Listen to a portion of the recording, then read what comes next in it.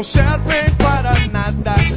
Cabeças muito ocupadas não servem para nada. A TechPix é demais. Ela filma, faz fotos digitais, grava até 2 horas de áudio. É webcam. Só ela faz tudo isso. E é tudo digital, hein? Ela não usa filme, você não gasta mais com revelação. É um exagero de tecnologia.